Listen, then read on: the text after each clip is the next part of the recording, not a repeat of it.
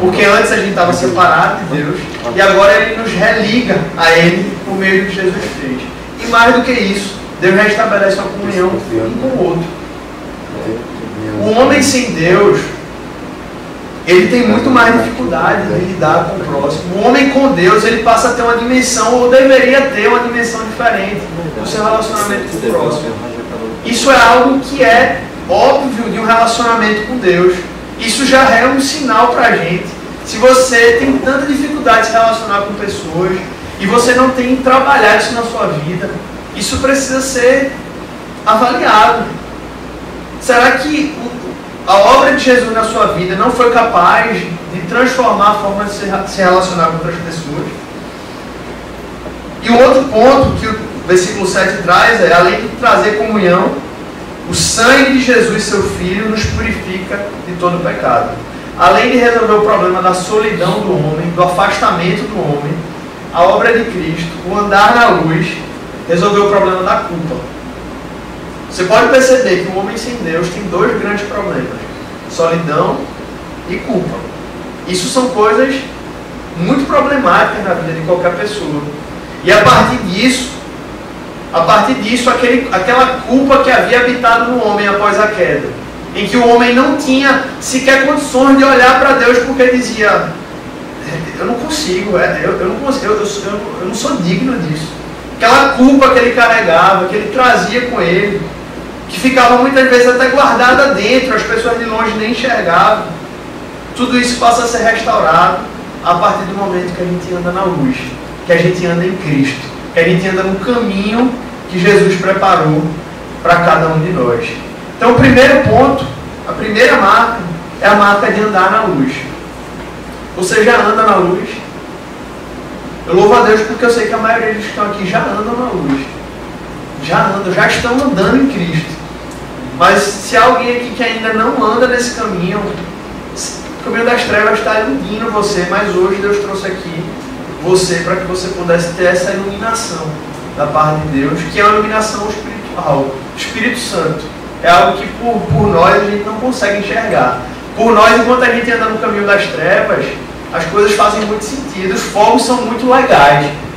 Mas quando a gente começa a perceber algumas coisas, a gente começa a olhar para a gente, ver a nossa solidão, ver a nossa culpa, a gente vê que só há esperança no caminho da luz. Essa é a primeira marca. Segunda marca que o texto traz, e que ele continua falando aqui no versículo 8, é o seguinte: se afirmarmos que estamos sem pecado, enganamos a nós mesmos e a verdade não está em nós.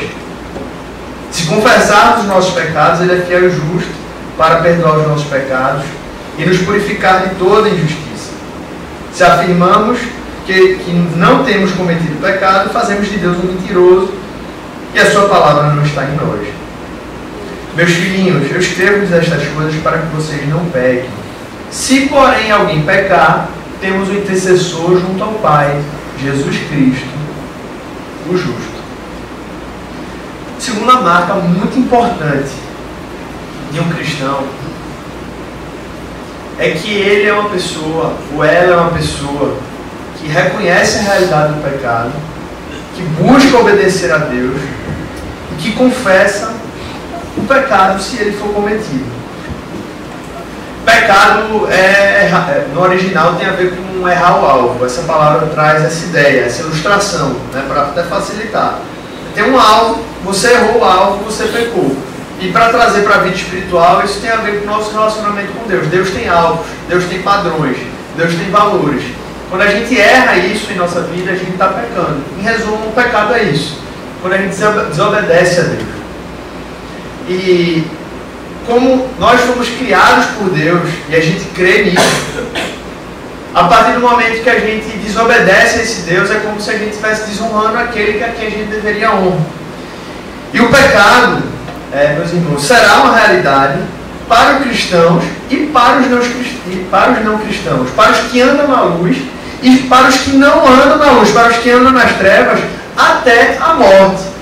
E aí a pergunta que surge é: qual é a diferença então entre o cristão e o não cristão em relação ao pecado? Ambos possuem natureza pecaminosa. Todos que estão aqui. Todos. A diferença é que o cristão ele recebeu uma nova natureza a partir do momento em que ele passou a andar na luz. Ele recebeu uma nova natureza espiritual, o Espírito Santo passou a habitar nele, e agora ele passou a ser habitado por essas duas naturezas. Por isso que Paulo em Romanos diz, como é que pode ser isso? O bem que eu quero fazer eu não faço, o mal que eu não quero fazer eu faço, que é justamente o fruto dessa nova natureza que está em conflito. Mas agora esse novo poder, esse Espírito Santo, essa nova natureza nos capacita a vencer, a lutar e vencer contra o pecado. Essa é a grande diferença do cristão para o não cristão. O não cristão ele não tem essa capacidade, ele está entregue àquilo. Ele está rendido àquilo. E aí a gente se pergunta, mas o que é que Deus quer em relação a mim quando a gente fala do pecado? Primeira coisa, como o próprio texto fala que a gente leu aqui no versículo 8, a gente precisa parar de se enganar, gente. A si mesmo e a enganar outras pessoas quando a gente vive uma vida como se a gente não pecasse. Isso é muito sério. Isso é algo que a igreja tem muita dificuldade de lidar. Nós, enquanto igreja, temos muita dificuldade de lidar. Em muitos contextos religiosos, o desejo pela imagem de perfeição tem sido o principal pecado que tem sido cometido naquele local. Isso é algo muito difícil que a gente tem. Muito complicado. E pessoas vivem oprimidas porque não têm a liberdade de confessarem os seus erros quando a Bíblia fala pra gente que a gente é pecador e que a gente vai errar. Então isso é algo que tem trazido um problema muito grave na nossa realidade. E eu louvo a Deus porque a nossa igreja tem buscado lutar contra isso. Se você procurar participar do Celebrando a Restauração, participar de um grupo de vida, talvez você se escandalize por perceber pessoas compartilhando seus pecados de uma forma natural, mas ao mesmo tempo reconhecendo que elas precisam de mudança naquilo. Enquanto muitas vezes pessoas têm vivido uma vida oprimida porque não se sentem na liberdade de falar aquilo que elas têm lutado contra. E a palavra de Deus diz claramente aqui que isso é uma verdade e que uma marca da gente, do cristão, é reconhecer a realidade do pecado. É real. É real. A gente luta contra isso. E a gente precisa saber lidar com isso, conforme a Bíblia nos ensina a lidar. Que isso que tem sido doentio para muitas pessoas, escravizante, que você possa se libertar disso em nome de Jesus. Você possa saber que isso é realidade e que agora você precisa saber como lidar com isso, uma vez que isso é verdade. Uma vez que a gente luta contra isso. Uma vez que pornografia é verdade, que mentira é verdade, que roubo é verdade, que tudo aí que você imaginar é verdade, procrastinação é verdade, que é pecado, né? Que isso é uma realidade no meio da igreja. Isso é uma realidade. E a igreja precisa ter a dimensão de saber que ela precisa lidar com isso. E aí o versículo, a segunda parte aqui, dá uma resposta para alguns dizer, poxa, como é que a gente lida? Quer dizer que você está autorizando viver isso? Não. A Bíblia em nenhum momento fala, o próprio versículo 2:1 aqui, que a gente leu, diz claramente, eu estou escrevendo essas coisas para que vocês não pequem. João está dizendo, não é para pecar. Eu estou dizendo isso. Mas se vocês pecarem, temos um intercessor. O versículo 9 diz, olha, se confessarmos os nossos pecados, ele é fiel e justo. Então, claramente, meus irmãos, a vontade de Deus é que a gente abandone a vida de pecado. Jesus falou isso, arrependam-se, deixe isso. Quando ele conversou com a prostituta, ele não julgou como os fariseus julgaram, mas ele chegou no final e disse, vai e não peques mais. Ele não disse só vai, não. Ele disse, abandona isso. Então a gente precisa ter essa dimensão de que o salvo não é aquele que parou de pecar. O salvo é aquele que parou de gostar de pecar. Isso é muito fundamental, porque se você ainda está gostando da sua vida de pecado, provavelmente você não é salvo. O salvo é aquele que quando ele peca, ele diz, meu Deus do céu, por que eu fiz isso? Meu Senhor, me ajuda, Pai. Me ajuda. E o cristão deve ser marcado por esse desejo. O desejo de obedecer a Deus, como está aqui no versículo 6, que diz que aquele que não obedece aos mandamentos é mentiroso e a verdade não está nele. Mas se alguém obedece a palavra, nele verdadeiramente o amor de Deus está aperfeiçoado. Dessa forma sabemos que estamos nele. Aquele que afirma que permanece nele deve andar como ele andou. E o versículo 9 responde à pergunta de dizer: e se eu pecar? Foi aquilo que a gente acabou de dizer. Deus pede algo muito simples, meus irmãos, da gente. Primeiro, arrependimento. Porque se isso não for verdadeiro, não houver mudança nas nossas vidas, não é arrependimento verdadeiro. E segundo, é confissão. Confissão, porque Deus quer ouvir da gente que a gente errou. Deus quer ouvir de nós, é curioso isso, né? Ele poderia sondar o nosso coração, mas Ele pede para a gente dizer.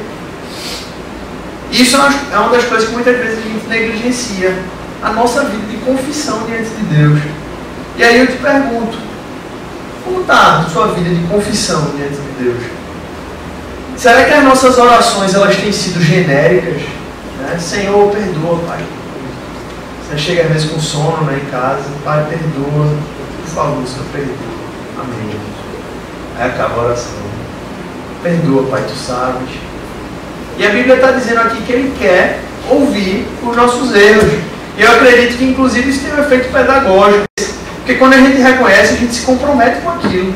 A gente diz: Deus, eu sei que eu errei. E a partir de agora que eu estou dizendo isso, eu crio um compromisso com a minha mudança. Faz sentido, né? Se eu estou dizendo a Deus que eu errei com aquilo, eu estou dizendo a Deus que eu também preciso me comprometer a mudar. E até nisso você vê a sabedoria de Deus. Em como Ele usa tudo isso que está na palavra para que Ele possa nos abençoar por meio disso. Uma terceira marca a gente vê aqui no texto. A partir do versículo 9, o texto fala assim: quem afirma estar na luz, mas odeia seu irmão, continua nas trevas. Quem ama seu irmão, permanece na luz, e nele não há causa de tropeço. Vou ler o 11 também. Mas quem odeia seu irmão, está nas trevas e anda nas trevas. Não sabe para onde vai, porque as trevas o cegaram.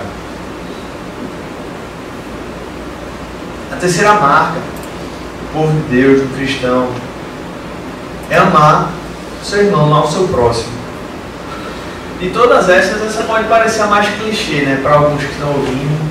Alguns talvez tenham ouvido falar sobre amor ao próximo, amor ao irmão. Durante muito tempo, né? É algo talvez universal quando a gente fala de cristianismo. Lembrado que Jesus falou, ele disse: olha, qual é o maior mandamento? Amar teu Deus acima de todas as coisas e amar o teu próximo como a ti mesmo. Isso pode parecer algo batido para alguns. Mas acontece que, e eu estou falando isso para mim mesmo, enquanto eu preparava essa mensagem, isso veio para a minha vida, que talvez sejamos nós mesmos os que mais ouvimos falar sobre isso, que mais precisamos refletir como está a nossa vida de amor ao próximo. Eu digo isso porque às vezes a gente que está há mais tempo na igreja, ou já está passando algum tempo de ouvir essas coisas no nosso dia a dia, às vezes a gente ouve tanto e aquela coisa que a gente escuta não tem tido mais o efeito que Deus esperava que a gente tivesse. É como se muitas vezes houvesse uma dormência nas nossas vidas. E eu digo isso falando de mim. Enquanto eu preparava esse texto, eu dizia: poxa, amar o irmão é muito simples, né? Poxa, como é que eu vou explicar isso? E foi quando Deus trouxe ao meu coração dizendo: muitas vezes a igreja acha isso tão simples, mas é exatamente aquilo que a igreja menos tem conseguido viver. Isso falou para mim, né? E falando para Mateus. E talvez se aplique a alguns aqui. Então eu queria fazer uma pergunta sincera. Para você, como eu fiz para mim, você tem amado as pessoas que estão ao seu redor? Amado como Jesus amou? Não é amado como o mundo ama. Não é amado como você acha que é para amar. Você tem amado as pessoas que estão ao seu redor como Jesus amou? Quando eu me fiz essa pergunta, eu me senti reprovado, vou ser sincero, porque eu vi a quantidade de distância que eu tenho disso. Inclusive eu percebi que eu tinha esquecido um pouco da importância disso, que isso deveria ser uma marca da minha vida enquanto discípulo de Jesus, antes de qualquer outra coisa, antes das suas marcas que você tem. Se você gosta de um esporte, se você gosta de trabalhar muito, se você toca um instrumento, a maior marca da sua vida enquanto cristão, que as pessoas deveriam olhar para você e dizer assim, caramba, essa pessoa ama, eu me sinto amado por ela. E quando eu fiz essa pergunta, eu disse, eu tenho muita coisa para mudar nisso. Certa vez, John Stott fez a pergunta, qual é a principal marca distintiva do cristão? O que é que distingue o cristão de tudo? Do mundo, das outras coisas. O que é que distingue o cristão? E aí ele disse assim, uns dizem que é a verdade, outros dizem que é a fé, um terceiro grupo enfatiza que é a experiência pessoal com Deus, um quarto e último grupo enfatiza o serviço como sendo a marca distintiva do povo de Deus. E aí ele disse assim, o conhecimento é realmente muito relevante. E até concordou que isso é uma das marcas do cristianismo, que é a verdade. Ele disse a fé também é indispensável. A experiência com Deus é necessária e o serviço é essencial. Ele não diminuiu isso. Mas ele disse assim, mas o amor é a coisa mais importante do mundo, porque Deus é amor, no mais íntimo do seu ser. O amor é a marca principal, o selo de excelência, o símbolo supremo que distingue o povo de Deus. E eu sei que a palavra amor tem sido até um pouco de dificuldade para a igreja, porque o mundo tem usado essa palavra de forma...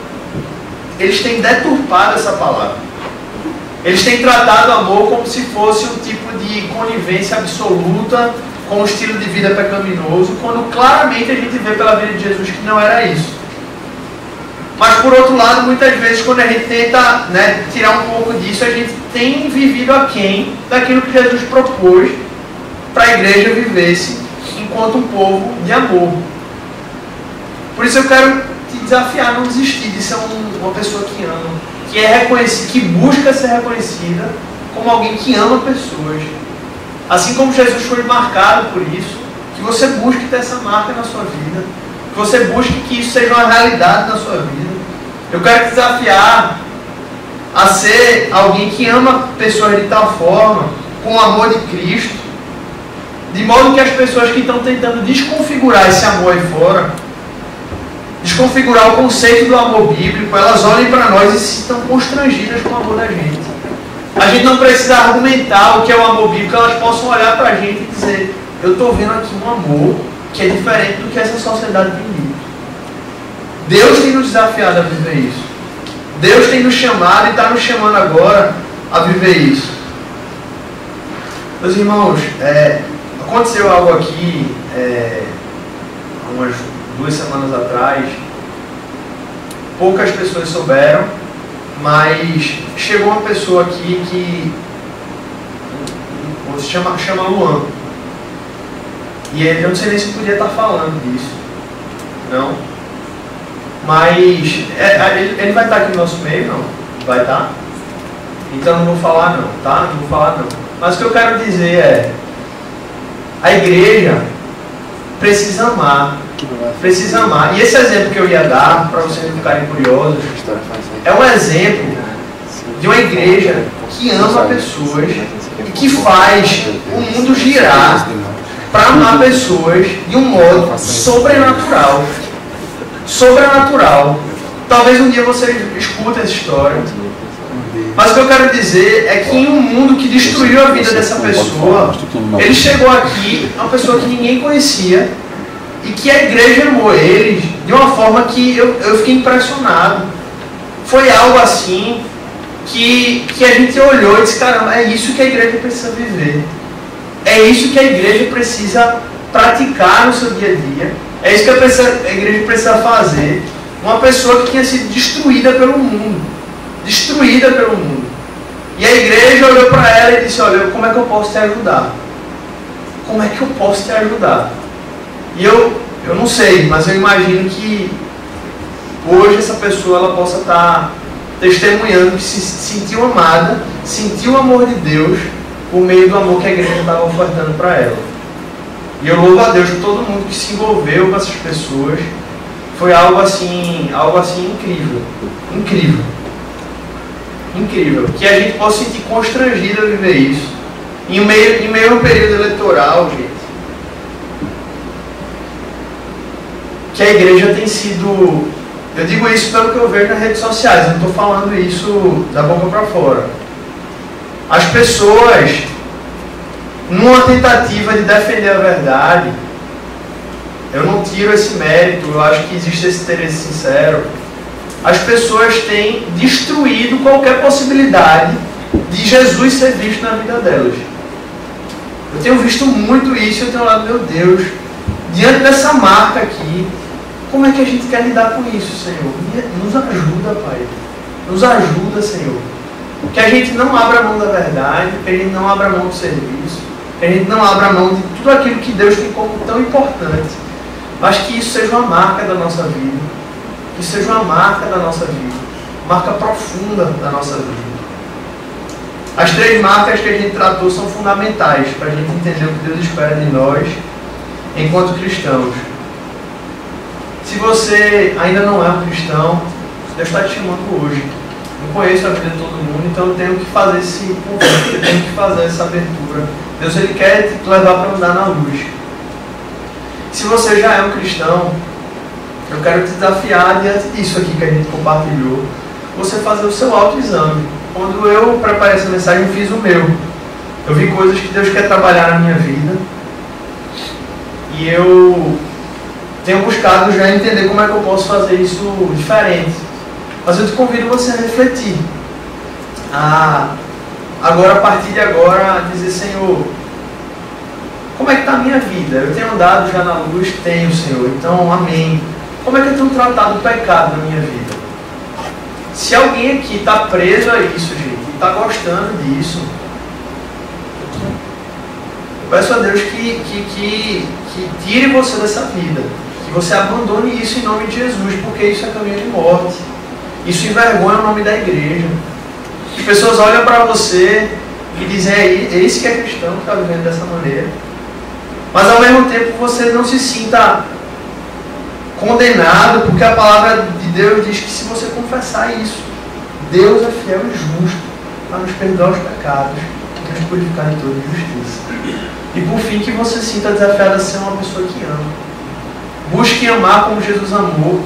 Não tem uma receita para isso. Eu acho que a receita disso é oração, busca pelo Senhor, é dizer, Senhor, eu não sei fazer isso. Eu não sei amar como Jesus amou. Eu não sei. Mas me ajuda, Pai. Me faz olhar diante das situações que o Senhor me colocado no meu dia.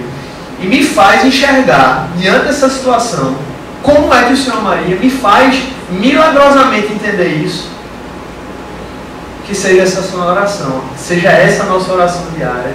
Seja essa a nossa oração diante das situações difíceis. Seja essa a nossa oração enquanto cristão. Amém? Vamos orar? Senhor Deus e Pai, nós te louvamos, Senhor, porque é maravilhoso, em primeiro lugar, poder andar na luz. Só quem um dia andou nas trevas e pode entender isso, Pai, é que sabe valorizar como é precioso estar na luz, Senhor. Tem uma satisfação, tem uma alegria, tem alguém em quem colocar esperança. Louvado seja o Teu nome, Senhor. Tu és digno, Senhor, e nós te louvamos por isso. Deus nos ajuda a lidar com o pecado. Isso é algo tão complicado para muitas pessoas, Senhor. Alguns têm vergonha de admitir alguns problemas. Alguns estão presos, Senhor, e precisam de uma libertação sobrenatural para se libertar de algum vício. Nós te pedimos isso em nome de Jesus. Em nome de Jesus, Senhor. Liberta, nos ajuda a lidar com o pecado de uma forma bíblica, Senhor. Nos ajuda. Te pedimos isso em nome de Jesus, Senhor.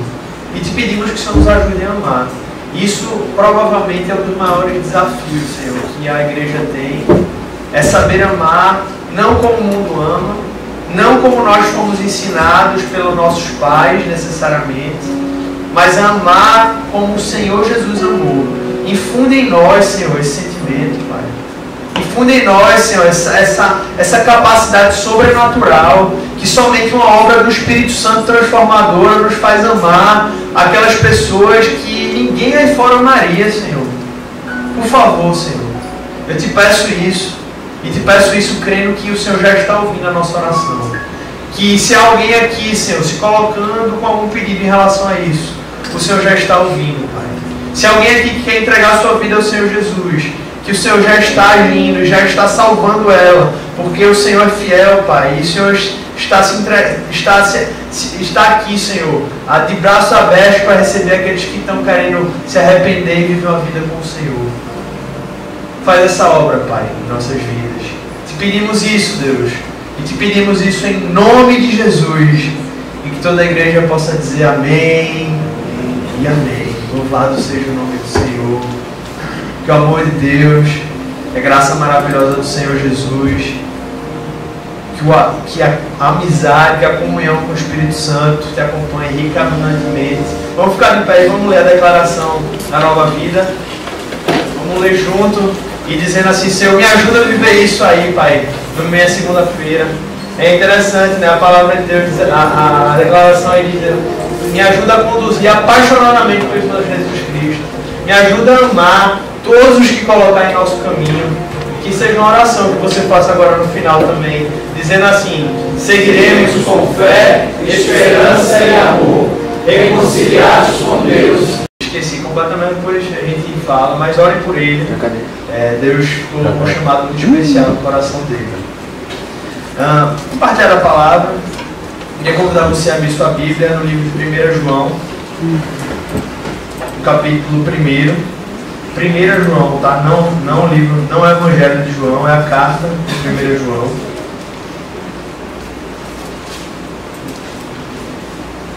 Capítulo 1,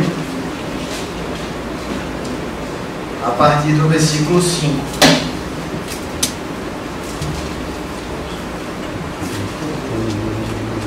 João, capítulo 1, a partir do versículo 5. Pode deixar sua Bíblia aberta aí.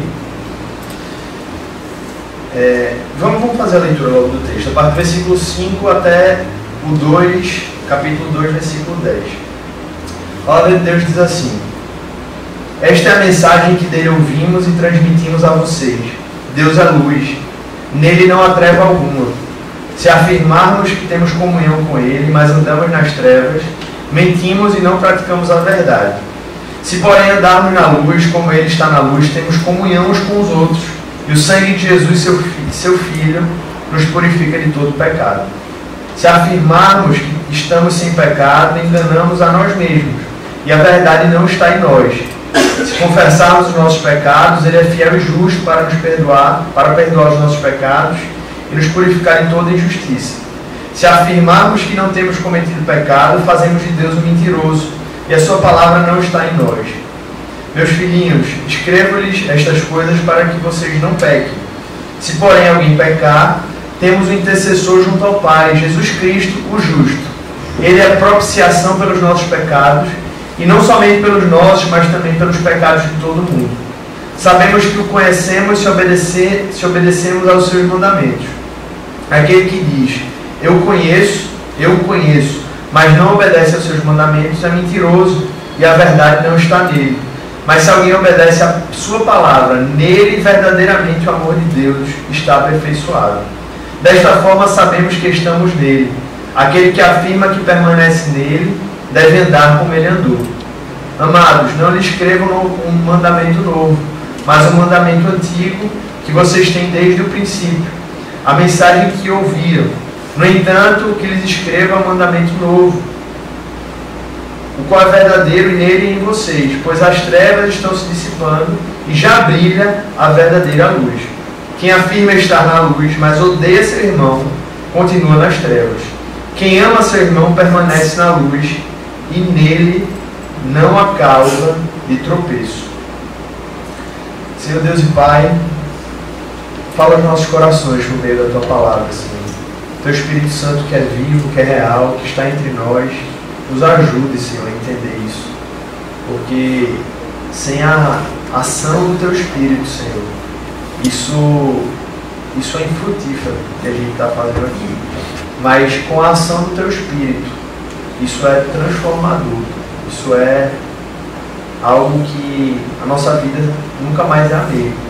Então te pedimos graça e fala aos nossos corações. Em nome de Jesus, amém. Amém. Meus irmãos, a gente está vivendo claramente um tempo onde informações, notícias, elas têm sido mais desencontradas e até falsas em muitos casos, mais do que nunca, né? Especialmente na questão da política, mas não só isso. A internet ela foi muito boa em muitos aspectos, mas em outros ela tem colocado algumas dúvidas em nossa cabeça, porque diante de tantas informações, às vezes a gente tem uma certa incredulidade diante de tanta coisa que surge para nós. Eu não sei se é uma impressão só minha, mas eu acho que a maioria de vocês vai concordar.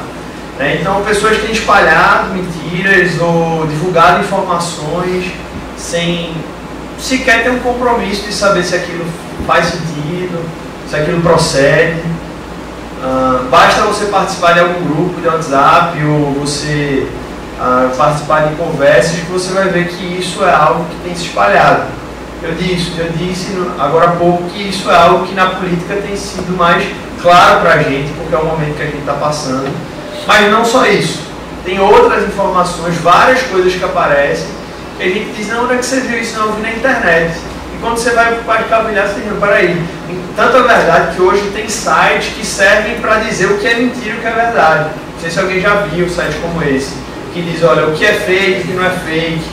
E isso, além de todos os efeitos negativos que isso causa, tem um que me parece ser muito ruim, que é o fato da gente estar um pouco desacreditado com as informações que a gente recebe. Eu, particularmente, tenho estado assim. Eu recebo informações e até o momento de eu acreditar naquilo, de dizer isso é verdade, isso é indiscutível, isso aqui realmente não tem ponto de vista, isso tem sido difícil. Eu não sei se para você também tem sido dessa maneira, né? Então a gente chegou a um alto grau de desencontro de informações, né? Informações pela metade, que a gente tem vivido um tempo de dúvidas, né? Isso é muito ruim, porque todo mundo perde com isso. E por que eu estou falando disso, né? O que é que isso tem a ver com o texto que a gente leu? Porque me parece que diante desse cenário, e guardado as devidas proporções, a gente também tem enfrentado um pouco disso no que se refere à nossa fé, à nossa espiritualidade. A gente tem vivido num tempo em que são tantas linhas de pensamento, tantas interpretações, tantas verdades individuais que acabam se tornando mentiras individuais em muitos momentos, que muitos já optaram por desacreditar a possibilidade de crer em alguma coisa. Tanto é que a gente é conhecido, né, pela filosofia em parte, ou até os meios de comunicação, como a gente está vendo a era do ceticismo, né? Obviamente, isso não é verdade para muitos que estão aqui, porque nós temos nossas convicções firmadas em muitos aspectos, mas provavelmente alguns estão enfrentando conflitos com isso, né? Conflitos, inclusive em relação à palavra, à fé, aquilo que você pode crer, aquilo que você pode acreditar. E hoje, por meio dessa passagem que a gente leu, eu acredito que Deus quer nos trazer algumas definições claras, marcas claras, pontos sólidos do que significa ser um cristão, do que significa ter a fé verdadeira em Jesus. E eu queria compartilhar um pouco desse texto aqui e trabalhar um pouco desses pontos hoje aqui com vocês.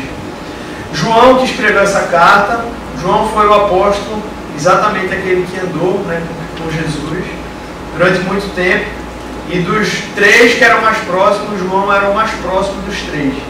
João era um discípulo, um apóstolo que provavelmente viu a maioria daquilo que Jesus quis revelar para o seu povo na terra.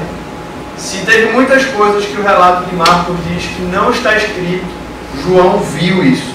Coisas que a gente nem imagina o que é, João viu isso. Ele esteve ali próximo de Jesus. E ele escreveu um evangelho e escreveu 3 cartas.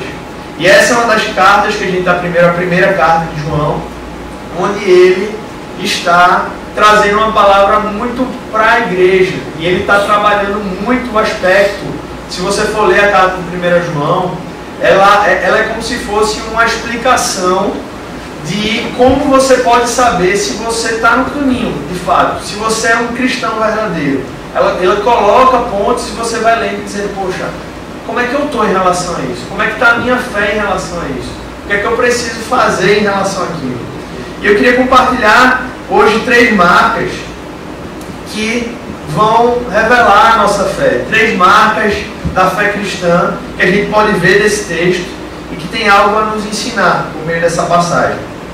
Primeiro, o texto ele começa falando a partir do versículo 5, dizendo assim: esta é a mensagem que dele ouvimos e transmitimos a vocês. Deus é luz, nele não há treva alguma. Antes dele falar de uma marca aqui, João ele começa trabalhando algo muito importante. Em um mundo, como a gente estava falando, de tantas vozes, tantas opiniões, tantas fake news, João traz uma definição muito clara de Deus, onde não existe chance para uma... não é bem assim, talvez não seja desse jeito, vamos olhar sobre uma outra perspectiva. Ele diz claramente, Deus é luz e nele não há treva alguma. Ponto. É algo que pra gente já começa sendo um refrigério para nossa alma, porque a gente sabe que Deus é luz, luz pura, e não há treva em Deus. E mensagem essa que vem sendo transmitida há milhares de anos, 2000 anos, e diferentemente de várias ideologias atuais que existem as várias discussões, e é isso, não é aquilo. Essa é a mensagem que vem sendo passada e que vem trazendo paz aos corações das pessoas, porque a gente sabe que o nosso Deus é luz, ponto. Não há treva nele, ponto. Deus é absolutamente santo, Deus é absolutamente justo, Deus é absolutamente puro. Deus não pode se associar com o mal ou com o pecado. Nada pode ser ocultado de Deus. Essa ideia de luz também traz isso, porque Ele ilumina tudo. Tudo fica revelado à luz diante de Deus. E em um mundo que busca diminuir a grandeza de Deus, a glória de Deus, o poder de Deus, a santidade de Deus, ou até atacar a sua própria existência, como a gente tem vivido hoje, porque grande parte da sociedade que a gente se relaciona hoje em dia não crê em Deus. E eu particularmente, na verdade, eu nem acredito, falando uma percepção minha, que existem ateus. Eu acredito que existem até agnósticos, pessoas acham que tem um Deus e tal, mas eu acredito que no fundo de cada pessoa existe algo que ela concebe que existe algo maior do que isso aqui. Eu acredito que no fundo existe algo que leva ela a dizer, não é possível. Não é possível, por mais que ela diga, não, Deus é balela, eu acho que tem algo ali que ela fica pensando, de repente ela bota a cabeça no travesseiro, fica dizendo, será que é isso mesmo? Será que é isso que é assim que acontece? E em um mundo que acontece isso, que tem tantas dessas vozes, a palavra de Deus vem dizer, não, Deus é luz, nele não há treva alguma, não há 1 centímetro, não há 1 milímetro de treva para que possa macular o caráter de Deus Pai, Deus Filho e Deus Espírito Santo. E a compreensão dessa verdade é muito importante porque a gente vai continuar falando aqui. É algo que a gente sempre não parte desse pressuposto, dessa ideia, tudo se perde. Todo mundo achava que a Terra era a ideia do homem querer entender o homem a partir do próprio homem é provavelmente a destruição do próprio homem. O homem não consegue entender o homem por ele próprio, ele precisa partir de Deus para entender o homem. E isso é que o João começa falando, antes dele falar do que é ser um cristão, do que é ser um seguidor de Jesus, ele começa falando, olha, vocês precisam entender que Deus é luz e nele não há treva alguma. Ponto. Isso é a realidade. As coisas são assim. E nós, como igreja, precisamos acreditar assim. Em um mundo que diz, não, veja bem, vamos conversar, vamos olhar sobre uma outra ótica. Isso é uma das coisas que a gente precisa dizer, Senhor, isso daqui eu não largo de jeito nenhum. Eu creio nisso de todo o coração. E o texto continua dizendo, e é que ele começa a definir, depois de fazer essa introdução, ele diz, se afirmamos que temos comunhão com ele, mas andamos nas trevas, mentimos e não praticamos a verdade. Se, porém, andarmos na luz, como Ele está na luz, temos comunhão uns com os outros, e o sangue de Jesus, seu Filho, nos purifica de todo pecado. Primeira marca, meus irmãos, de uma pessoa que se reconhece como um seguidor de Jesus é andar na luz. A Bíblia é clara no texto. Quem afirma que tem comunhão com Deus, mas anda nas trevas, é mentiroso. Ou seja, só consegue dizer e ser verdadeiro em dizer que tem comunhão com Deus quem anda na luz. De forma prática, a palavra está dizendo que é impossível alguém ter comunhão com Deus quando anda nas trevas. É muito claro o texto. Mas quando eu lia esse texto, eu ficava perguntando o que seria andar nas trevas. Andar nas trevas é, em resumo, para ser mais prático, viver uma vida longe de Deus. É um caminho de vida adotado por alguém que desconsidera Deus na vida dele, desconsidera os valores de Deus, desconsidera a vontade de Deus. E as pessoas que andam nas trevas, a gente fala como se fosse algo muito óbvio, né? Porque a pessoa anda nas trevas, como é que ela não enxerga? E eu ficava pensando, poxa, de fato ela anda nas trevas, ela deveria ver o caminho de escuridão que ela está vivendo, de autodestruição, de solidão, de vazio. Só que tem uma questão aí que parece que essas pessoas que andam nas trevas, elas veem falsas luzes. É como se ela estivesse no caminho escuro, mas esse caminho tivesse vários fogos de artifício. E que dão a impressão a ela que ali existe uma luz e que, inclusive, parece que é muito mais chamativa, porque são aqueles fogos e que vão chamando a atenção. Você vai concordar comigo que você andar no caminho todo iluminado chama menos atenção do que você andar no caminho todo escuro, onde tem vários fogos, o tempo inteiro chamando sua atenção. A vida daquele que anda nas trevas é mais ou menos isso. Ele está andando, mas tem aqueles fogos, falsas luzes, né? Não é a verdadeira luz, não é aquela que permanece, não é aquela que é fixa, mas é aquela que continua ali. E ele vai achando que está no caminho certo, porque aqueles fogos trazem uma sensação de ânimo, de status, de glamour, e ele vai seguindo. E elas, de longe, parecem para ela que aquilo é glamuroso, mas de perto, inclusive, se a gente for ver o fogo, a gente vê que aquilo é extremamente perigoso. Não sei se alguém já teve o desprazer de se queimar com fogo de artifício. De longe você diz que coisa linda, mas de perto você olha e diz assim, caramba, o que fez isso com o meu dedo, o que fez isso com a minha, né? Não sei se alguém já fez aquela experiência de pegar, né, aliada. Não uma experiência nada inteligente. Eu não entendo porque alguém faz isso, mas tem gente que faz, né? Bota assim, o negócio explode. Eu já vi isso de perto. Quando era criança, a pessoa pegava, o negócio explodia no dedo e a pessoa ficava, pra que você foi segurar o negócio dele? Joga longe, vê de longe, né? Mas isso é a experiência, meus irmãos, de alguém que está vivendo e andando nas trevas.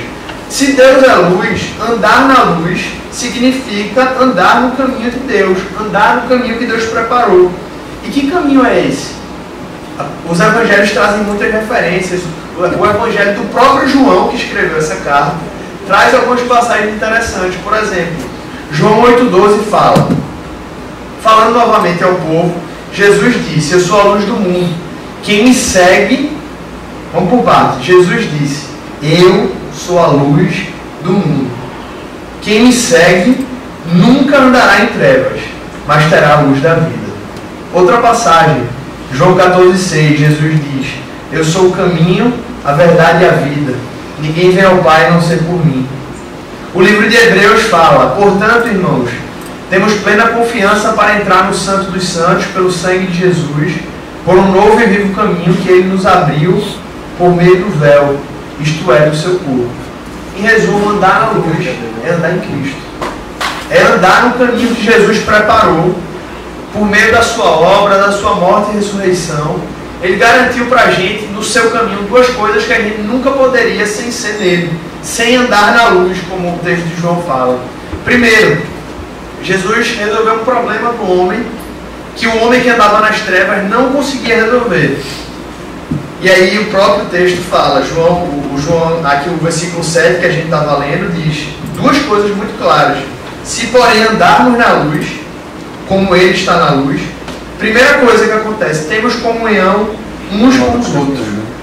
A obra de Jesus ela permitiu exatamente isso. Quando Jesus morreu e ressuscitou na cruz, e quando a gente crê nisso, que a fé e a justiça de Cristo passa a ser a nossa justiça, Ele nos dá esse direito, Deus restabelece a comunhão dele